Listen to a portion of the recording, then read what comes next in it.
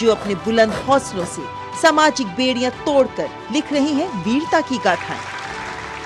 मैं उन्मुक्त, मैं स्वच्छंद, मेरा ध्येय अनंत, मेरी दिशा अनंत। मिलिए इन प्रेरणादायक शख्सियतों से मेरे साथ कार्यक्रम तेजस्विनी में, सिर्फ डीडी न्यूज पर।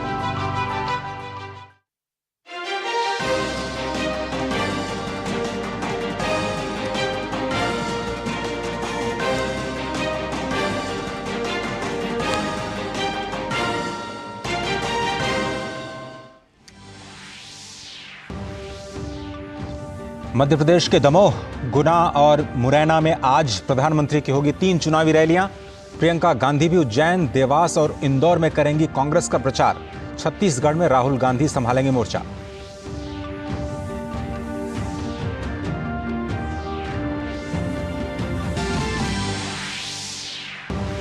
राजस्थान में आज से बीजेपी का महासंपर्क अभियान। अशोक गहलोत ने भी तेज किया चुनाव प्रचार। उधर तेलंगाना में सभी दलों ने झोंकी पूरी ताकत।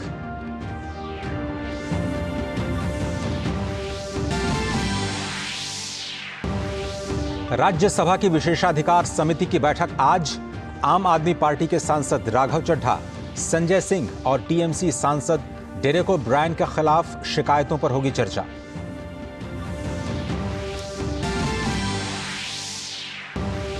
अब भी जहरीले धुंध के साए में लिपटा है दिल्ली एनसीआर। मौजूदा स्थिति से निपटने के लिए दिल्ली सरकार ने आज फिर बुलाई संबंधित विभागों की बैठक।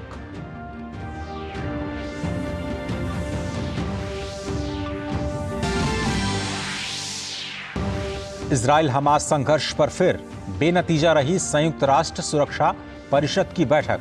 युद्ध विराम को लेकर नहीं बनी सहमति।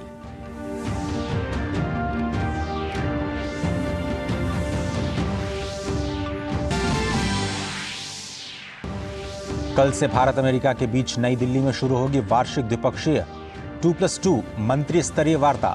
अमेरिकी विदेश मंत्री एंटनी ब्लिंकन और रक्षा मंत्री लॉयड ऑस्टिन होंगे बैठक में शामिल।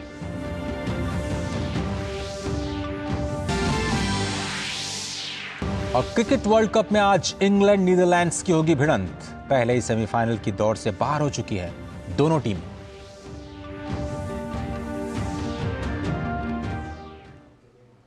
नमस्कार, स्वागत है आप सभी का। मैं हूं जय मिश्र और अब खबरें चुनावी राज्यों से।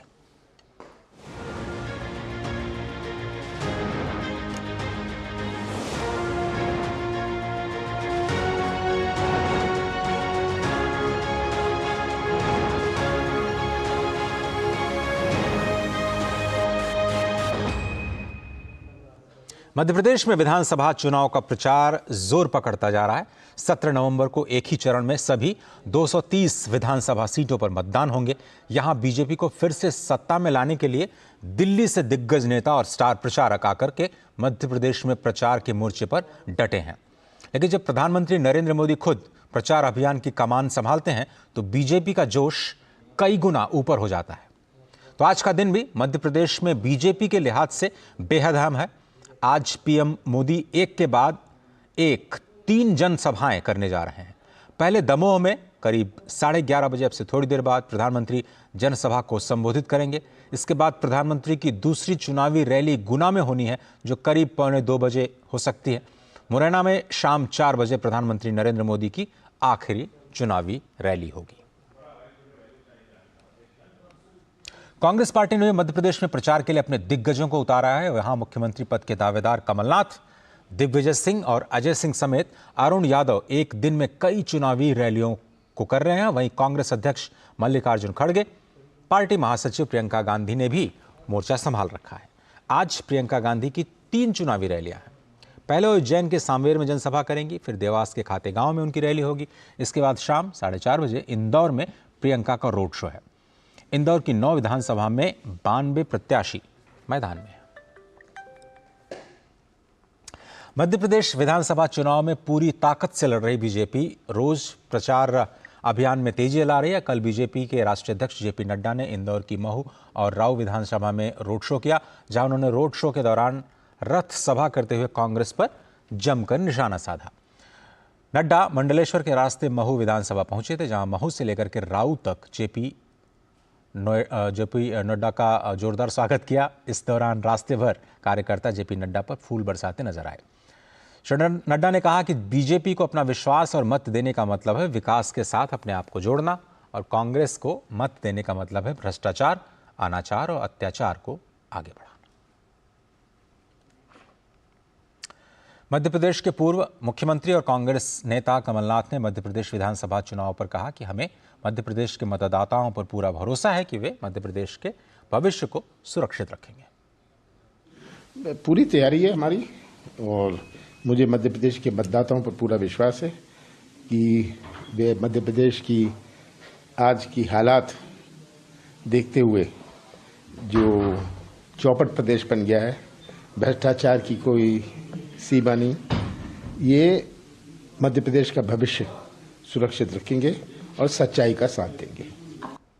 बीजेपी आज से राजस्थान में महा जनसंपर्क अभियान शुरुआत कर रही है। जनसंपर्क अभियान 3 दिनों तक यानी 10 नवंबर तक जारी रहेगा।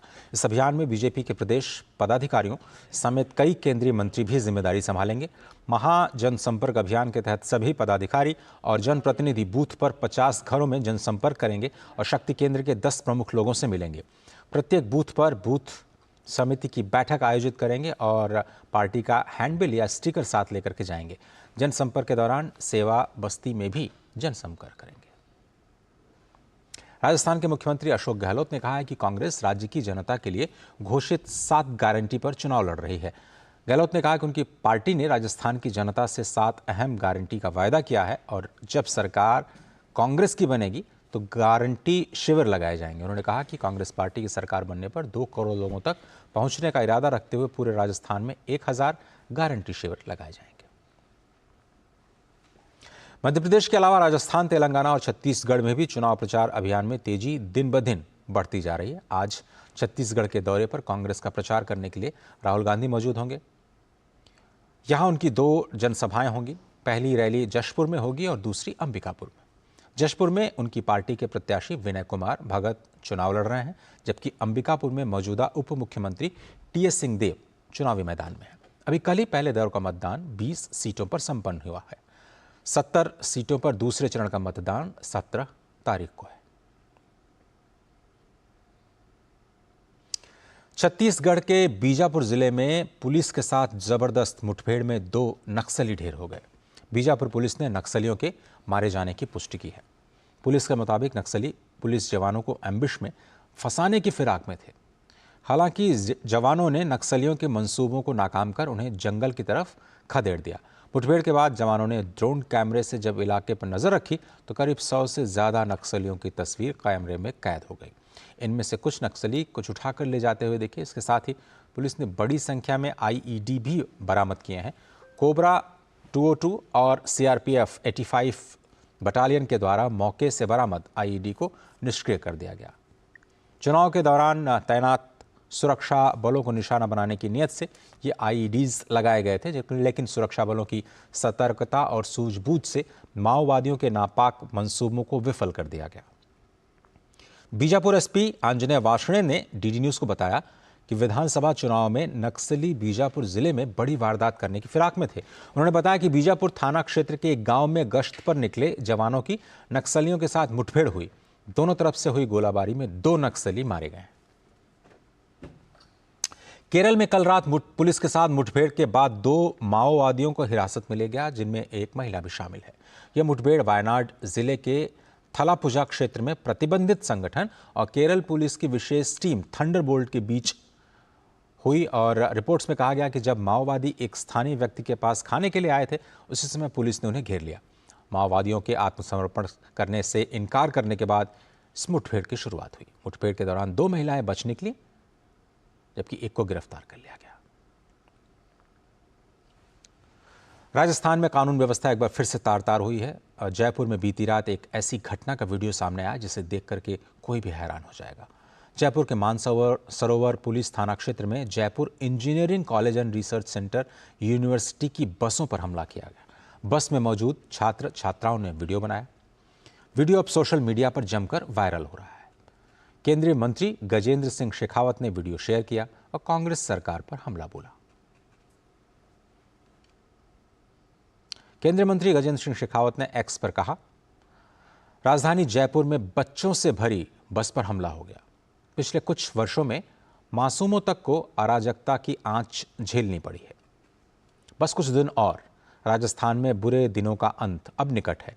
चुनाव के बाद कमल खिलेगा, कानून का राज फिर लौटेगा। बच्चे, बुजुर्ग, युवा सभी सुखी और सुरक्षित रहेंगे, ये गारंटी है। महिलाओं पर विधानसभा में दिए गए अपने अजीबोगरीब बयान पर बिहार के मुख्यमंत्री नीतीश कुमार चौतरफा घिर गए हैं। आज उन्हें मीडिया के सामने आखिरकार आकर के माफी मांगनी पड़ी, लेकिन एक बार जो बात मुंह से निकल गई वो तो निकल गई।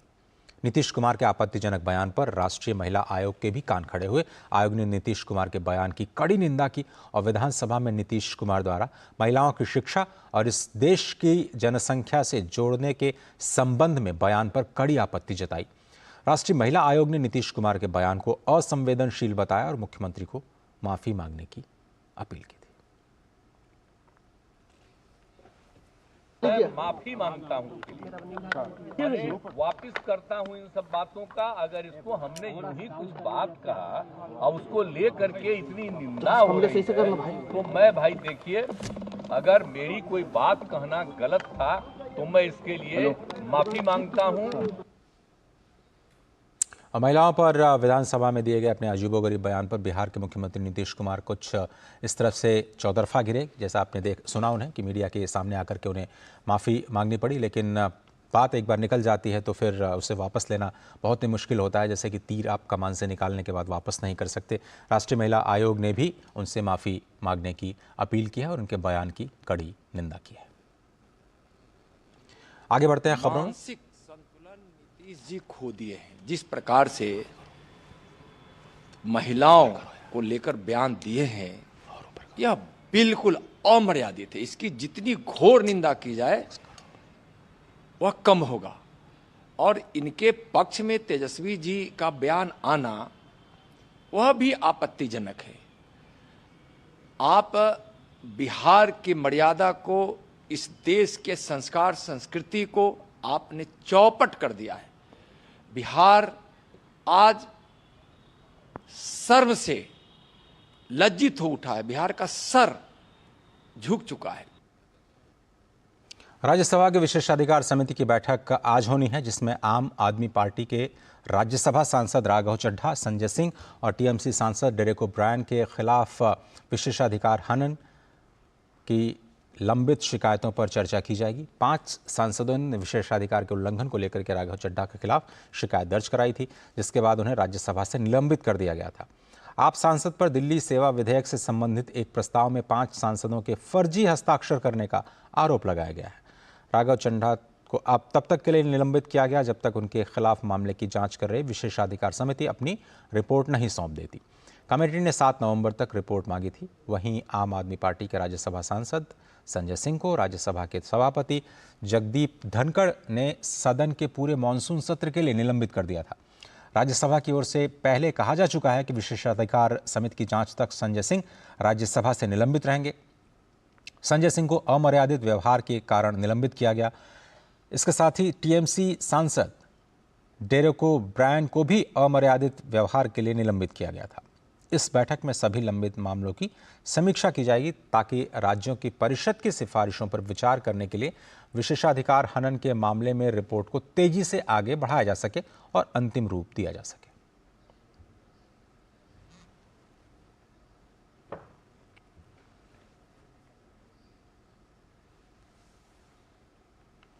और बात करेंगे हमारे सौर मिशन की। इसरो के पहले सौर मिशन आदित्य L1 को पहली सफलता हाथ लगी। अंतरिक्ष यान से जुड़े एक्सरे स्पेक्ट्रोमीटर HEL1 OS ने सोलर फ्लेयर्स की पहली हाई एनर्जी एक्सरे झलक अपने कैमरे में कैद कर ली। सौर वातावरण के अचानक चमकने को सोलर फ्लेयर कहा जाता है।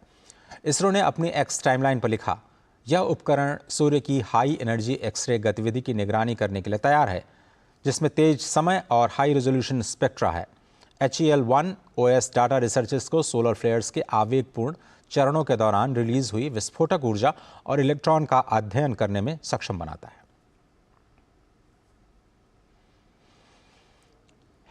L1 OS वर्तमान में थ्रेशोल्ड और कैलिब्रेशन ऑपरेशन को ठीक करने के दौर से गुजर रहा है। दिल्ली एनसीआर में आज फिर से प्रदूषण के मामले में हालात बेहद खतरनाक हैं। बीती रात आनंद विहार में AQI 999 पर पहुंच गया। ताज़ा आंकड़ों के मुताबिक आनंद विहार में थोड़ी देर पहले AQI 452 दर्ज किया गया है। वहीं RK-पुरम में 433, ITO में 413, पंजाबी बाग में AQI का स्तर 460 दर्ज किया गया। दिल्ली सरकार ने सुप्रीम कोर्ट द्वारा कल दिए गए निर्देशों का अनुपालन सुनिश्चित करने के लिए आज सभी संबंधित विभागों की बैठक बुलाई है।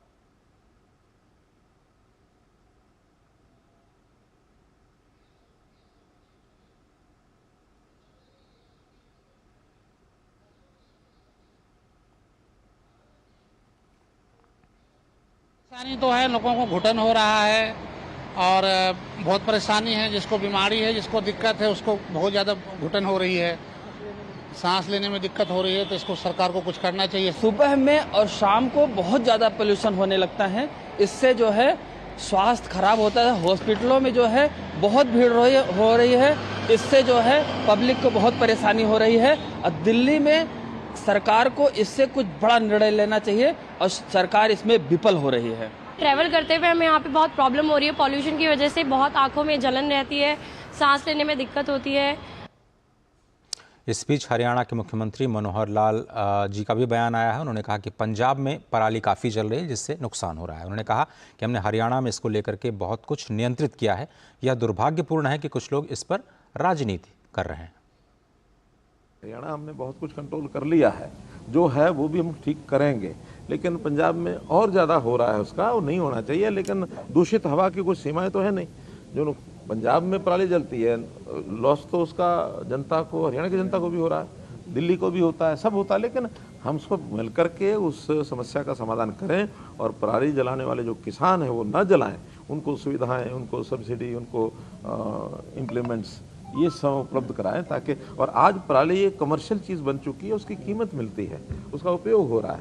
तो इस ओर सबको बढ़ना चाहिए। मैं तो अपील करता हूँ, चाहे वो हमारे अरविंद केजरीवाल हो, चाहे भगवंत मान हो, हमारी आवश्यकता, किसी प्रकार की सहायता की आवश्यकता हो तो हम हमेशा देने के लिए तैयार हैं। एक ये कोई पॉलिटिकल इशू नहीं है, ये एक हवा को शुद्ध रखना हमारे सबके स्वास्थ्य के नाते से भी ठीक है। और कल सुप्रीम कोर्ट ने भी यही टिप्पणी की थी कि इस पर राजनीति नहीं होनी चाहिए। छोटा सा ब्रेक लेते हैं, कहीं मत जाइए, आप देख रहे हैं समाचार। अब क्या देख रहे हो पापा? तुम कहते हो ना कि स्टॉक मार्केट में बहुत सोच समझकर इन्वेस्ट करना चाहिए, बस थोड़ा सा ज्ञान ले रहा हूं। किससे? हर एक स्टॉक्स एक्सपर्ट है, मस्त एजुकेशनल वीडियोस बनाता है और अच्छी इन्वेस्टमेंट की टिप्स भी देता है। पापा इन वीडियोस पे ना जाएं, अपना रिसर्च खुद करें या सेबी रजिस्टर्ड इन्वेस्टमेंट एडवाइजर से संपर्क करें। एजुकेशन के नाम पर कुछ इन्फ्लुएंसर्स अक्सर इन्वेस्टर को मिसगाइड करते हैं, नुकसान आपका होगा। सोचकर समझकर इन्वेस्ट कर। समाचारों में आप सभी का स्वागत है। दिल्ली में बढ़ते प्रदूषण के बीच ऑड इवन नीति को एक तरफ जहां पर सुप्रीम कोर्ट ने अवैज्ञानिक करार दिया, तो वहीं दिल्ली वासियों को भी मानना है कि ऑड इवन से कुछ खास फर्क नहीं पड़ेगा, बल्कि और परेशानी का सामना करना पड़ेगा। साथ ही दिल्ली सरकार ठोस कदम उठाने का सिर्फ दिखावा कर रही है। देश की राजधानी दिल्ली इन दिनों वायु प्रदूषण की वजह से देश ही नहीं विदेशों में भी चर्चा का विषय बनी हुई है। सबसे अधिक प्रदूषित शहरों में शुमार दिल्ली लोगों का दम घोट रही है। समस्या से निजात पाने के लिए चौतरफा घिरी दिल्ली सरकार ने आगामी 13 तारीख से ऑड इवन नीति अपनाने की घोषणा कर दी, जिसके बाद इस पूरे मामले में सुप्रीम कोर्ट ने तल्ख तेवर अपनाते हुए न सिर्फ दिल्ली और पंजाब सरकार को लताड़ लगाई, बल्कि कहा कि जल्द ही समस्या का समाधान किया जाए। साथ ही सुप्रीम कोर्ट ने दिल्ली सरकार की ऑड इवन नीति को अवैज्ञानिक करार दिया। दरअसल 2016 में भी ऑड इवन फॉर्मूला अपनाया गया था, जो कि पूरी तरह फेल रहा। IIT कानपुर की एक स्टडी में पता चला है कि 2016 में दिल्ली में ऑड इवन लागू होने के पहले PM 2.5 का लेवल 163.51 माइक्रोग्राम प्रति क्यूबिक मीटर था। स्कीम लागू होने के दौरान PM 2.5 का लेवल बढ़कर 186.98 माइक्रोग्राम प्रति क्यूबिक मीटर हो गया और स्कीम खत्म होने के बाद ये 197.45 माइक्रोग्राम पर क्यूबिक मीटर था। साथ ही इस दौरान हवा में ब्लैक कार्बन की मिलावट पहले 14.01 माइक्रोग्राम प्रति क्यूबिक मीटर थी। स्कीम के दौरान हवा में ब्लैक कार्बन की मात्रा बढ़कर 19.87 माइक्रोग्राम प्रति क्यूबिक मीटर हो गई। स्कीम खत्म होने के बाद इसकी मात्रा 17.79 माइक्रोग्राम प्रति क्यूबिक मीटर थी।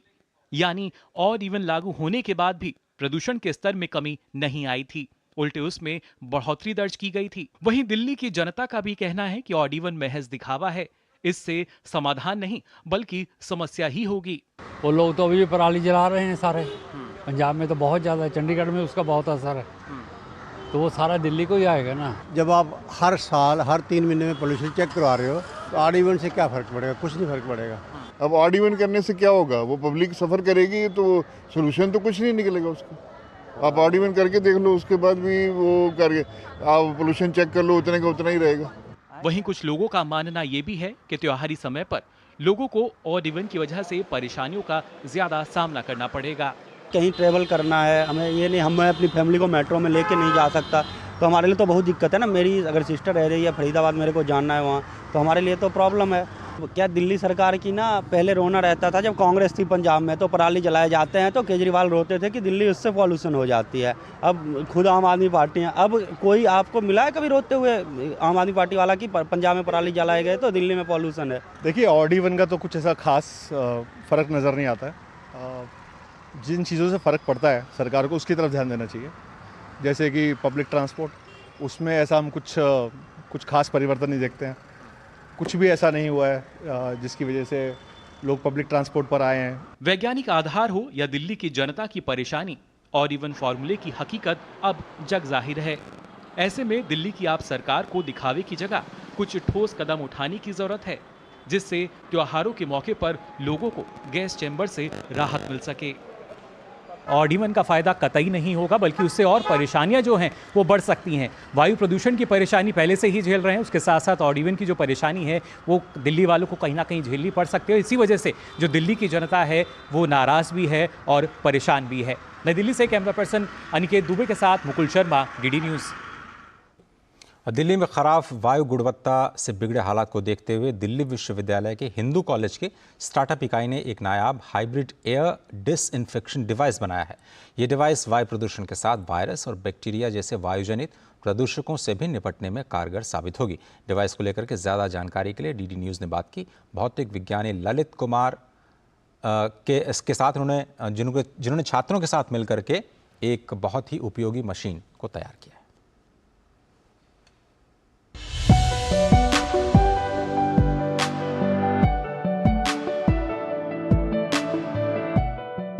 Delhi is gasping in pollution, and to make sure that it doesn't, Delhi University, in fact Hindu College and Delhi University have come up with a brilliant idea. It's a air purifier, it's a hybrid air purifier. This is a classic example of a Make in India concept.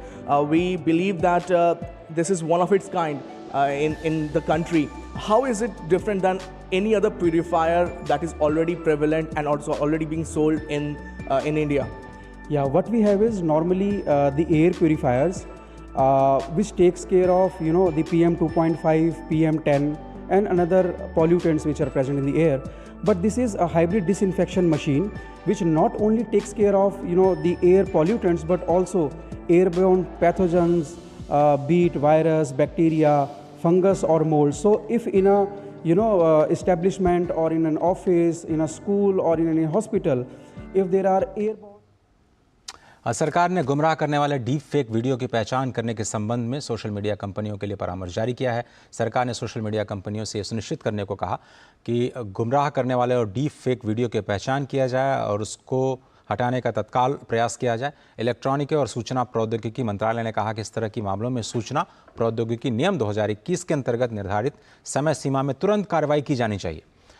इस advisory में कहा गया है कि इस तरह की सामग्री को पोस्ट किए जाने के 36 घंटे के भीतर तुरंत हटाया जाना चाहिए। कंपनियों को यह भी याद दिलाया कि सूचना प्रौद्योगिकी अधिनियम और नियमों से संबंधित प्रावधानों के तहत कार्रवाई करने में विफल रहने पर सूचना प्रौद्योगिकी नियम 2021 के नियम 7 के तहत उनके खिलाफ भी कार्रवाई की जा सकती है और उन्हें सूचना प्रौद्योगिकी अधिनियम की धारा 79A के तहत मिले संरक्षण से वंचित किया जा सकता है।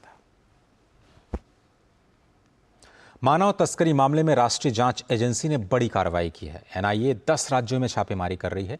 ये छापेमारियां त्रिपुरा, असम, पश्चिम बंगाल, कर्नाटक, तमिलनाडु, तेलंगाना, हरियाणा, पुदुचेरी और राजस्थान समेत केंद्र शासित प्रदेश जम्मू कश्मीर में भी हो रही। और जम्मू कश्मीर में राज्य की जांच एजेंसी एसआईए दक्षिण कश्मीर के अनंतनाग और पुलवामा जिलों में कई स्थानों पर छापेमारी कर रही है। जानकारी के मुताबिक ये छापेमारी टेरर फंडिंग मामले में की जा रही है। इससे पहले भी एजेंसी टेरर फंडिंग मामले में कई बार छापेमारी कर चुकी है। असम पुलिस ने कांग्रेस विधायक आफ्ताबुद्दीन मुल्ला को गिरफ्तार कर लिया है। कांग्रेस विधायक पर संतों के खिलाफ अपमानजनक टिप्पणी करने के आरोप हैं। अलग अलग धाराओं के तहत दिसपुर की पुलिस ने मामला दर्ज किया। एक कार्यक्रम के दौरान उन्होंने पुजारियों और संतों पर भड़काऊ बयान दिए थे। शिकायत के बाद असम पुलिस ने मामला दर्ज करके आफ्ताबुद्दीन मुल्ला को गिरफ्तार किया है। कर्नाटक के मांड्या के पांडवपुरा जिले के पास नहर में एक कार गिरने से कम 5 लोगों की मौत हो गई। मांड्या पुलिस को सूचना मिलने के बाद बचाव अभियान शुरू किया गया। घटना की जानकारी देते हुए डिप्टी डिविजनल ऑफिसर ने कहा कि कार में सवार लोग मैसूर में कार्यक्रम में शामिल होने के लिए गए थे। शवों को पोस्टमार्टम के लिए भेज दिया गया है। प्रधानमंत्री नरेंद्र मोदी ने लाल कृष्ण आडवाणी जी को जन्मदिन की शुभकामनाएं दी हैं। प्रधानमंत्री ने एक्स पर कहा, श्री लाल कृष्ण आडवाणी जी को जन्मदिन की हार्दिक शुभकामनाएं। वह ईमानदारी और समर्पण के प्रतीक हैं, जिन्होंने महान योगदान दिया है, जिससे हमारा देश मजबूत हुआ है।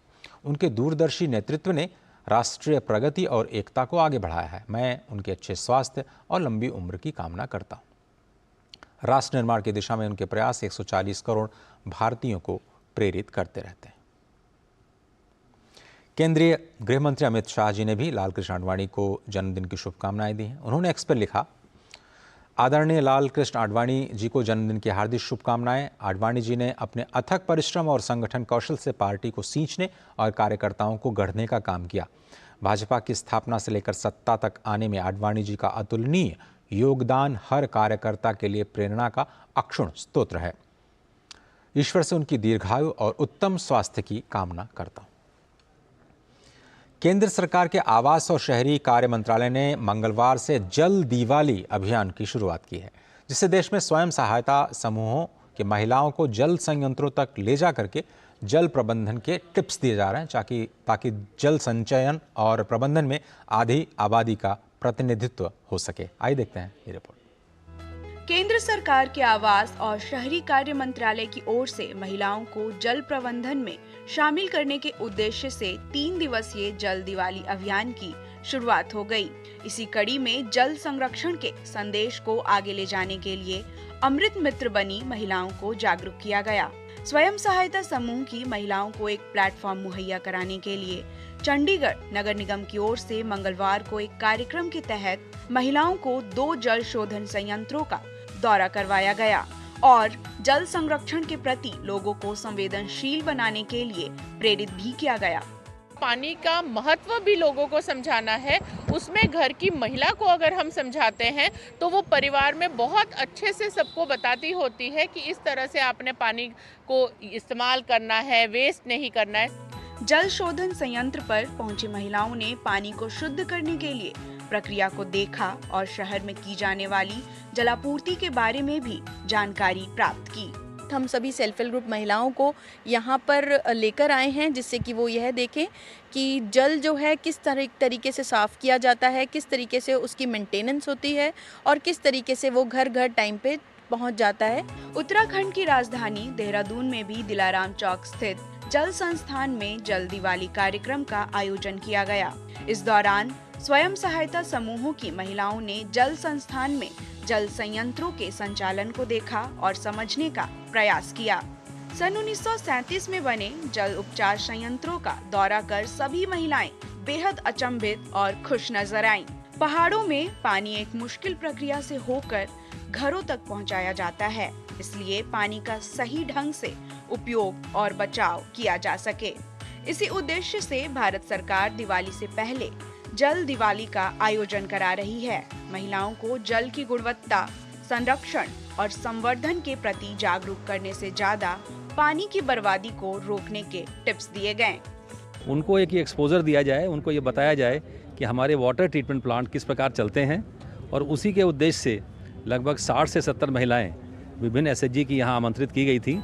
इसके साथ ही स्वयं सहायता समूह की महिलाओं ने जल दिवाली के तहत कलश यात्रा भी निकाली। यहाँ पे आके देखा कि यहाँ पे बहुत अच्छा पानी है और हर चीज़ की सुविधा है। कैसे उसको साफ किया जाता है क्लोरीन डाल के, और बड़े बड़े यहाँ टैंक लगे हुए हैं। भारत सरकार के आवास और शहरी मामलों का मंत्रालय 7 नवंबर से 9 नवंबर तक जल दिवाली का आयोजन करा रहा है। यह कार्यक्रम अमृत और NULM योजनाओं का एक संयुक्त प्रयास है।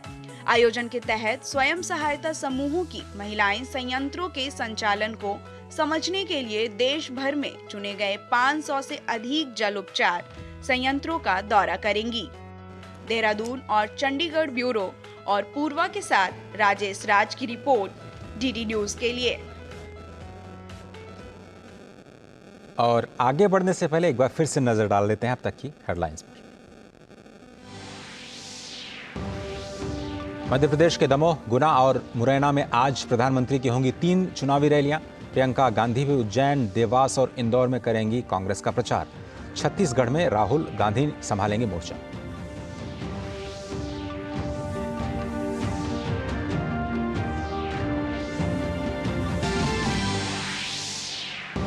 राजस्थान में आज से बीजेपी का महासंपर्क अभियान। अशोक गहलोत ने भी तेज किया चुनाव प्रचार। उधर तेलंगाना में भी सभी दलों ने झोंकी अपनी ताकत।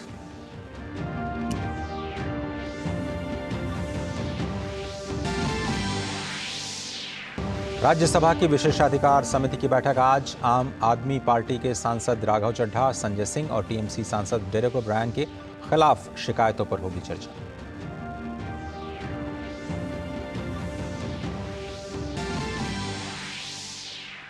अब भी जहरीले धुंध के साए में लिपटा है दिल्ली NCR। मौजूदा स्थिति से निपटने के लिए दिल्ली सरकार ने आज फिर से बुलाई संबंधित विभागों की बैठक।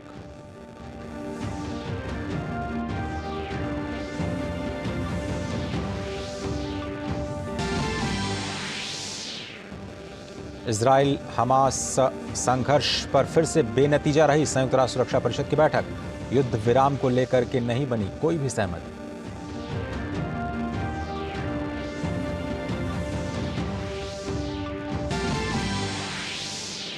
क्रिकेट वर्ल्ड कप में आज इंग्लैंड और नीदरलैंड की भिड़ंत। पहले ही सेमीफाइनल की दौड़ से बाहर हो चुकी हैं दोनों टीमें। शारजाह अंतर्राष्ट्रीय पुस्तक मेले का 42वां संस्करण इस वक्त साहित्य, संस्कृति और वैश्विक प्रभावों का एक असाधारण उत्सव प्रस्तुत कर रहा है। शारजाह बुक अथॉरिटी द्वारा आयोजित यह कार्यक्रम 1 से 12 नवंबर तक शारजाह एक्सपो सेंटर में चलेगा। वी स्पीक बुक्स थीम के तहत SIBF 2023 प्रसिद्ध लेखकों, फिल्मी हस्तियों, विचारकों और वैश्विक प्रभावशाली लोगों की एक शानदार श्रृंखला को एक साथ प्रस्तुत कर रहा है, जिसमें दुनिया भर के नोबेल पुरस्कार विजेता और सबसे ज्यादा बिकने वाले लेखक शामिल हैं। यह भव्य साहित्यिक सभा विविध प्रकार के दृष्टिकोण और अंतर्दृष्टि प्रदान करती है। साल 2023 अब तक का सबसे गर्म साल होगा। जी हां, यूरोपीय यूनियन की क्लाइमेट चेंज सर्विस के अनुसार 2023 में दुनिया में पड़ने वाली भीषण गर्मी और हीट वेव ने यह लगभग तय कर लिया है कि साल 2023 जलवायु परिवर्तन के रिकॉर्ड में सबसे गर्म साल होगा। पिछले महीने यानी अक्टूबर में असाधारण तौर पर गर्म तापमान से भी इस अनुमान की पुष्टि हुई है। यूरोपीय यूनियन की क्लाइमेट चेंज सर्विस के अनुसार हवा का वैश्विक औसत तापमान अक्टूबर 2019, जो अब तक का सबसे गर्म साल रहा है, उससे 0.4 डिग्री सेल्सियस अधिक गर्म था। शोधकर्ताओं का कहना है कि अत्यधिक वैश्विक तापमान 2024 तक जारी रहने की संभावना है।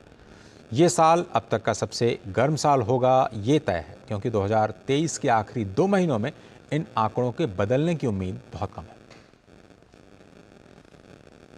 केंद्र सरकार ने अरहर और उड़द दाल पर लागू स्टॉक लिमिट में बदलाव करते हुए इन दोनों दालों पर मौजूदा स्टॉक लिमिट को बढ़ा दिया है। संशोधित स्टॉक लिमिट तत्काल प्रभाव से लागू हो जाएगी। सरकार ने थोक कारोबारियों को अब प्रत्येक दाल का 200 टन स्टॉक रखने की इजाजत दे दी है। पहले ये कारोबारी केवल 50 लाख टन तक दाल रख सकते थे। खुदरा दाल कारोबारियों को दोनों दालों में से प्रत्येक का 5 टन स्टॉक रखने की अनुमति होगी। इसमें कोई भी बदलाव नहीं किया गया है।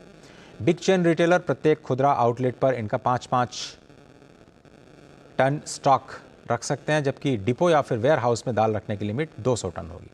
पहले डिपो पर दाल रखने की लिमिट 50 टन थी। मिलर पिछले 3 महीने के उत्पादन या फिर वार्षिक क्षमता का 25% इसमें जो कुछ भी ज़्यादा है उतना दाल का स्टॉक रख पाएंगे। पहले मिलर के लिए यह स्टॉक लिमिट 1 महीने के उत्पादन या फिर वार्षिक क्षमता का केवल 10% था।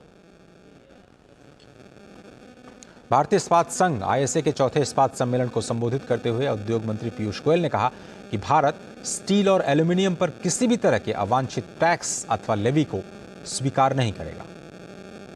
We will always find innovative solutions, but I can assure you that India will not be accepting unfair taxes or unfair levies being put on Indian steel industry or Indian aluminium or any other industry. I think that collectively the world will have to take a view on this, and we shall be focusing our energies to get other countries on board to address this very serious concern that CBAM has generated. उन्होंने कहा कि पूरी दुनिया quality steel के उत्पादन के लिए भारत की ओर देख रही है और PLI स्कीम से इस सेक्टर को फायदा मिलने की उम्मीद है। World is also looking to India to provide a credible alternative with fair business practices as India is known to have, and ensure that the world gets adequate steel. The PLI for specialty steel is another initiative which I hope will help us meet the variety of needs of steel for the nation and help us to move from a net importer of steel to a net exporter of steel in the very near future. और आइए अब नजर डालते हैं व्यापार जगत की कुछ और अहम खबरों पर फटाफट अंदाज में। केंद्र सरकार ने मंगलवार को नवंबर महीने के लिए राज्य सरकारों को 72,961 करोड़ रुपए का कर हस्तांतरण करने की मंजूरी दे दी है। केंद्रीय वित्त मंत्रालय ने एक बयान में बताया कि इस कर हस्तांतरण की सामान्य तिथि 10 नवंबर है, जबकि ये स्वीकृति 7 नवंबर को ही दी जा रही है। केंद्र सरकार ने सोशल मीडिया कंपनियों को गलत सूचना, डीप फेक और नियमों का उल्लंघन करने वाली अन्य सामग्री की पहचान करने की सलाह जारी की है। साथ ही सरकार ने सोशल मीडिया कंपनियों को ऐसी सामग्री रिपोर्ट किए जाने के 36 घंटे के भीतर उन्हें हटाने की भी बात कही है। भारतीय प्रतिस्पर्धा आयोग ने भारतीय AXA life insurance company limited में भारतीय ग्रुप की प्रस्तावित 49% हिस्सेदारी खरीद को मंजूरी दे दी है। सौदे के तहत भारतीय लाइफ इंश्योरेंस प्राइवेट लिमिटेड ने एक्सा इंडिया होल्डिंग्स से भारतीय एक्सा लाइफ इंश्योरेंस में 49% हिस्सेदारी का अधिग्रहण किया है। मौजूदा वित्त वर्ष की दूसरी तिमाही में टायर निर्माता कंपनी अपोलो टायर्स लिमिटेड का समेकित लाभ दोगुने से ज्यादा बढ़कर के 474 करोड़ पर पहुंच गया। इसके लिए इस तिमाही में ऑटो बिक्री में बढ़ोतरी और कम इनपुट लागत को जिम्मेदार बताया जा रहा है। सरकारी स्वामित्व वाली पावर ग्रिड कॉर्पोरेशन का शुद्ध लाभ सितंबर महीने में समाप्त तिमाही में करीब 4% बढ़ा 3,771 करोड़ पर पहुंचा। कंपनी के निदेशक मंडल ने मौजूदा वित्त वर्ष के लिए 10 रुपए मूल्य के प्रति इक्विटी शेयर पर 4 रुपए के अंतरिम लाभांश को मंजूरी दी है। इंडिगो एयरलाइन को अगली तिमाही में करीब 35 विमानों को खराबी की वजह से खड़ा करना पड़ सकता है। एयरलाइन द्वारा दी गई जानकारी के मुताबिक प्रैट एंड व्हिटनी इंजन में पाउडर मेटल की समस्या की वजह से ये करना पड़ सकता है। ब्लूमबर्ग की एक रिपोर्ट के मुताबिक रिलायंस इंडस्ट्रीज रुपए मूल्य वाले बॉन्ड के जरिए करीब 20,000 करोड़ रुपए जुटाने की कोशिश कर रहा है। रेटिंग एजेंसियों क्रिसिल और केयरेज ने 10 साल के इस बॉन्ड को स्थिर दृष्टिकोण के लिए AAA रेटिंग दी है। IRCTC ने मौजूदा वित्त वर्ष की जुलाई सितंबर तिमाही में 30% का इजाफा दर्ज किया और 294 करोड़ रुपए का मुनाफा कमाया। टिकट और खान पान की बिक्री में वृद्धि की वजह से मुनाफे में ये बढ़ोतरी देखने को मिली है। वैश्विक कोवर्किंग कंपनी वीवर्क ने अमेरिका और कनाडा में दिवालियापन के लिए आवेदन किया है। कंपनी ने कहा है कि अमेरिका और कनाडा के बाहर उसके ऑफिसेज इस पूरी प्रक्रिया का हिस्सा नहीं है। अमेरिकन एक्सप्रेस के एक सर्वे में सामने आया कि भारतीय बिजनेस वैश्विक लीडर के तौर पर उभर रहे हैं, जिसमें 72% लोगों को 2023 में B2B खर्च में बढ़ोतरी की उम्मीद है। ये वैश्विक औसत 49% से ज्यादा है। B2B खर्च में इस उछाल के पीछे खासतौर पर प्रौद्योगिकी निवेश को जिम्मेदार बताया जा रहा है।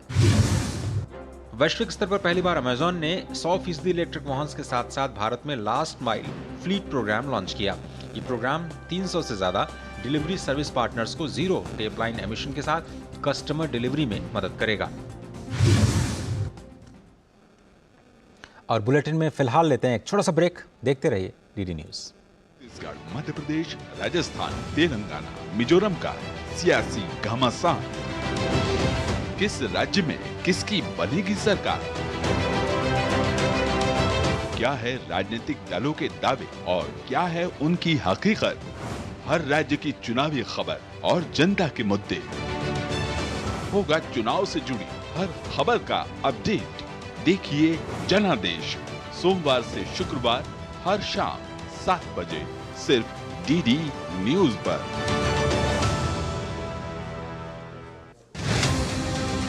विधानसभा चुनाव की जंग, क्या है इन चुनावी राज्यों में लोगों के सवाल, क्या है नेताओं के दावों की हकीकत?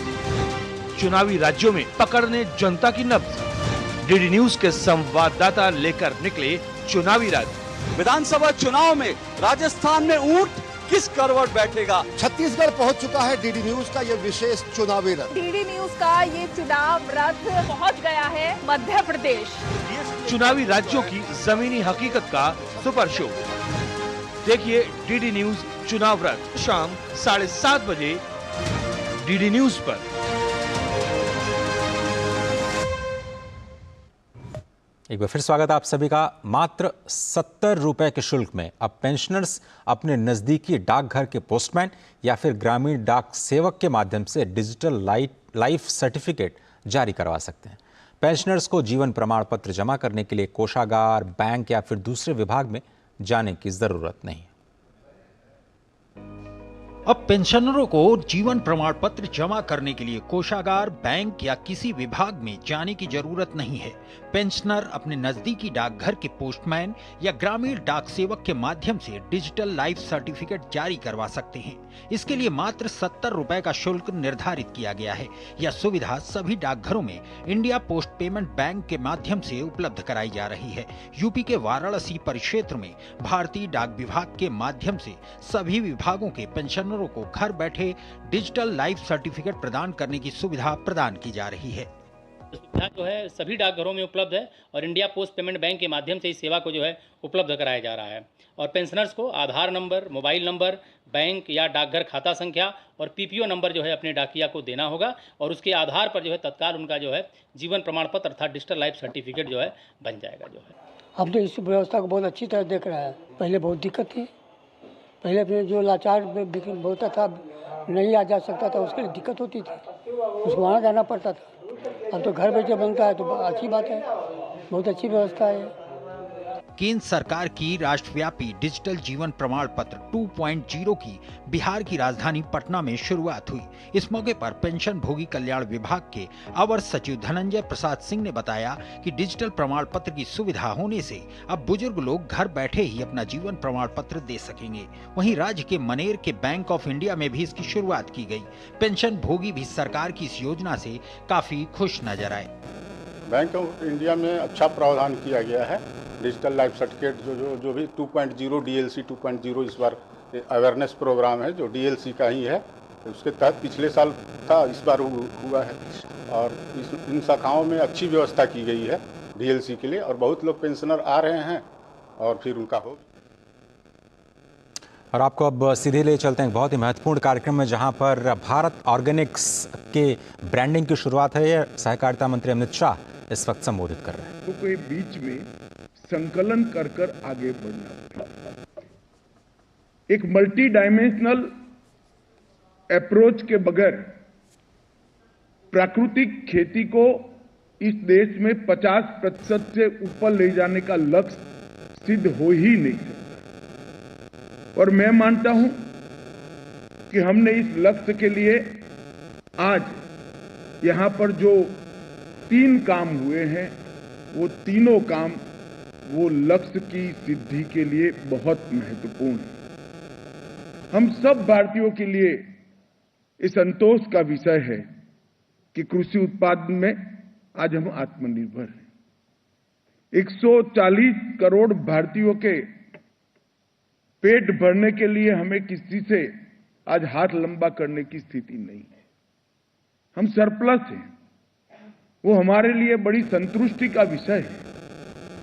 परंतु ये सरप्लस होने की यात्रा में कई चूक भी हुई है और अब समय रहते ये जो गलतियां हुई है इसको सुधारने का समय भी अब शुरू हो चुका है। क्योंकि आज हम अन्न के क्षेत्र में आत्मनिर्भर हो गए हैं, तब निश्चित रूप से सोचना पड़ेगा, हमारी ये यात्रा का सिंहावलोकन भी करना पड़ेगा, मूल्यांकन भी करना पड़ेगा और कमियों को उजागर कर कर उसकी पूर्ति की दिशा में हमें आगे बढ़ना पड़ेगा। हमने कमियां समझनी पड़ेगी। उत्पादन को बढ़ाने में फर्टिलाइजर और पेस्टिसाइड के अत्यधिक उपयोग ने कई बुरे परिणाम हमारे भविष्य पर डाल दिए हैं और आज वो धीरे धीरे नजर के सामने दिखाई पड़ते हैं। उसने भूमि की उर्वरकता को कम किया है, लैंड की फर्टिलिटी को कम किया है, भूमि को प्रदूषित किया है, पानी को प्रदूषित किया है और ज्यादा फर्टिलाइजर और पेस्टिसाइड्स के उपयोग वाले अन्न के कारण मानव शरीर कई प्रकार के रोगों से ग्रसित भी हुआ है। मैं देश के सभी राज्यों का भ्रमण जब संगठन का मेरा पार्टी का अध्यक्ष था तब करता था। कई राज्यों से बड़े शहरों की ओर ट्रेन जाती है, वो ट्रेन का नाम कैंसर ट्रेन रखा है। ये हमारी अपने आप में आंख खोलने के लिए बहुत महत्वपूर्ण घटना है, क्योंकि कई राज्यों में फर्टिलाइजर और पेस्टिसाइड का उपयोग इतना ज्यादा बढ़ गया कि फर्टिलाइजर और पेस्टिसाइड से ज्यादा उपयोग किए हुए अन्न के खाने के कारण मानव शरीर कैंसर से ग्रसित हुआ। ये तो सबसे बड़ा नुकसान है। इसके साथ साथ डायबिटीज, बीपी, ब्रेन स्ट्रोक, कई सारी बीमारियां धीरे धीरे नजर आने लगी हैं। इसलिए प्रधानमंत्री जी ने देश भर के किसानों का आह्वान किया है कि हम प्राकृतिक खेती की ओर जाएं। और इस देश में कुछ ऐसे प्रयोग हुए जिसने इस मिथक को तोड़ दिया है कि प्राकृतिक खेती अपनाने से उत्पादन कम होता है। हमारे गुजरात के राज्यपाल हैं आचार्य जी ने ढेर सारे प्रयोग अपने हरियाणा के फार्म पर करे हैं, जिसमें न केवल प्राकृतिक खेती से भूमि की गुणवत्ता में सुधार हुआ है, परंतु साथ में उत्पादन भी बढ़ाकर उन्होंने दिखाया है और सिर्फ एक गाय से 21 एकड़ खेती करने का प्रयोग किया। और मुझे आनंद है कि विगत 5-6 साल में देश में लाखों किसानों ने इसको अपनाया है, स्वीकारा है। 2-3 साल का पेनफुल प्रोसेस अपने खेत को ऑर्गेनिक घोषित करने का सहन करने के बाद भी आज कई किसान अपनी भूमि को ऑर्गेनिक भूमि करके रजिस्टर्ड कर पाए। हम सबके लिए बहुत संतोष का विषय है, क्योंकि हमारे देश के किसान की एक प्रकृति है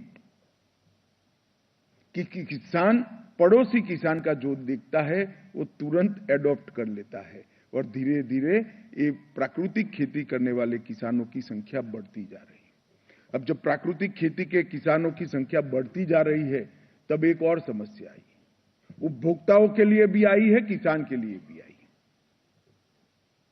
वो प्राकृतिक खेती भी करता है, इसके लिए परिश्रम भी करता है, 3 साल का धैर्यपूर्वक प्रयास भी करता है, मगर उसके प्रोडक्ट को कोई प्राकृतिक ऑर्गेनिक प्रोडक्ट मानता ही नहीं है, क्योंकि इसका सर्टिफिकेशन नहीं।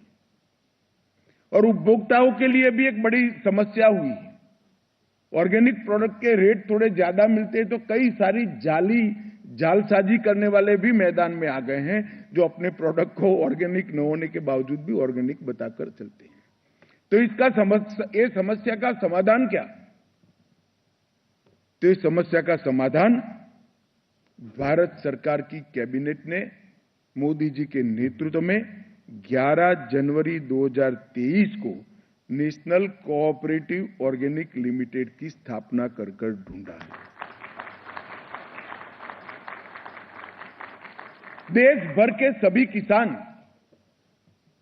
जो ऑर्गेनिक प्रोडक्ट्स अपनी खेती में उत्पाद करते हैं, अपने खेत को जो ऑर्गेनिक खेत बना चुके हैं, प्राकृतिक खेती करते हैं, ये सभी किसानों को एक मंच देने का काम और वो सभी किसानों को उनके प्रोडक्ट का मार्केटिंग की व्यवस्था करने के मूल काम के लिए नेशनल कोऑपरेटिव ऑर्गेनिक्स लिमिटेड की स्थापना हुई है और आज एक प्रकार से इसका ऑफिशियल लॉन्चिंग हो रहा है।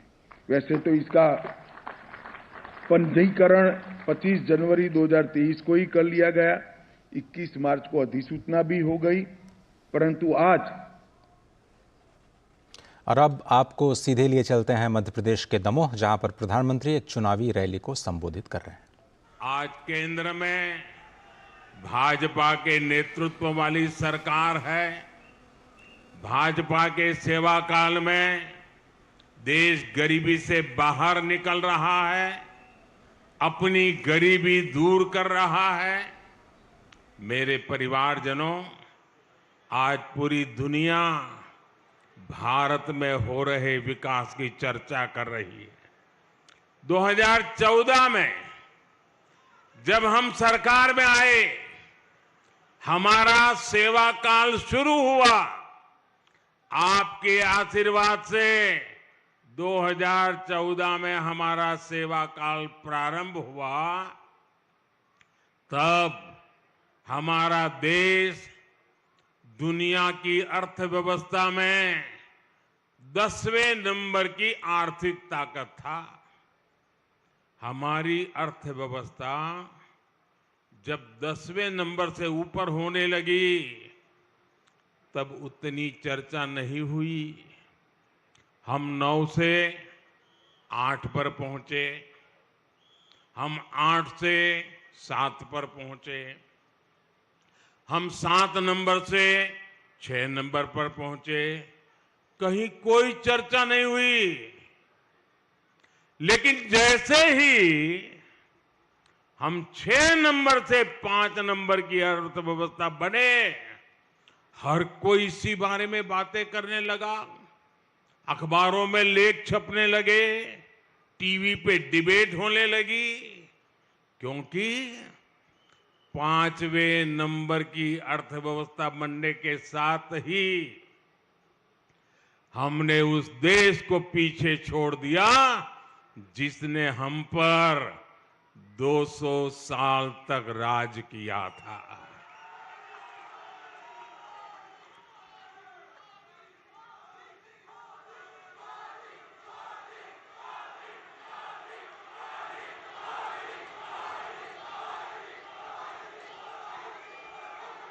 सेवा भाव से, समर्पण भाव से काम करते हैं तो 10वें से 5 नंबर पर पूरी ताकत के साथ पहुंच भी जाते हैं। और ये मोदी ने आपको गारंटी दी है। मोदी की गारंटी है, लिख लीजिए। जब मैं तीसरी बार मेरा सेवा काल शुरू होगा, मैं इस देश की अर्थव्यवस्था को दुनिया की टॉप